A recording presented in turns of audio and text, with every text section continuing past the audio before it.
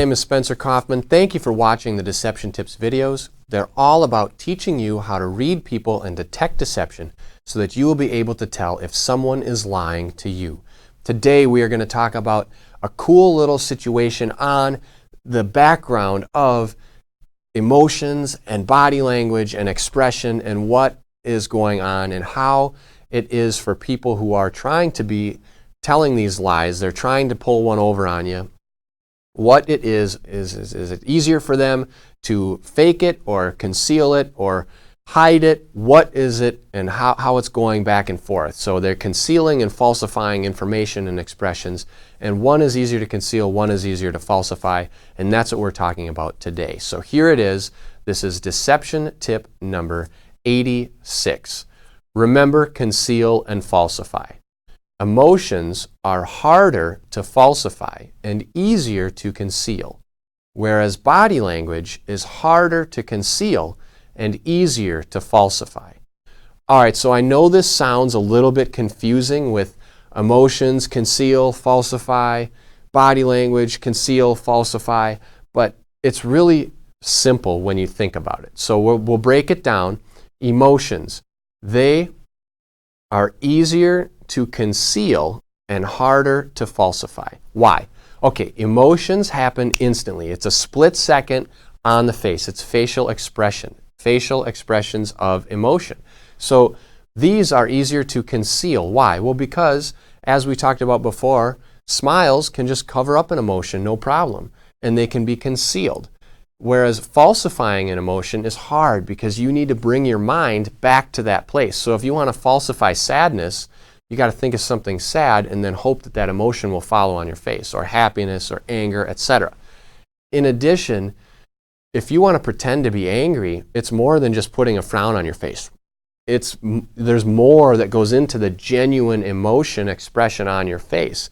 So they're harder to falsify, easier to conceal, because when an emotional expression happens, it happens right away. So you got to conceal it if you're being a liar, if you're lying. Whereas body language is easier to falsify and harder to conceal. Why is this? Well, it's easier to falsify because body language can be conscious and unconscious. So can emotional expression, but you don't have to put yourself there. So if I want to falsify body language and be pointing, I can easily point. Whether it's a false point or not is kind of irrelevant. But like if I want to falsify a shoulder shrug, I can shrug my shoulders consciously, or it could happen unconsciously if I don't know what I'm talking about. They're easier to falsify because it's doing something. It's my motor skills. It's my motor movement. I can do it. Whereas it's harder to conceal because if you have an emotional response in your mind and then it kicks out body language, whether it's something nonverbal and unconscious or it's something that you do, it's harder to conceal that. So for example, if I have like a stop gesture and I'm speaking with someone and I'm going like this, that's harder to conceal. What am I going to do? Put my other hand there?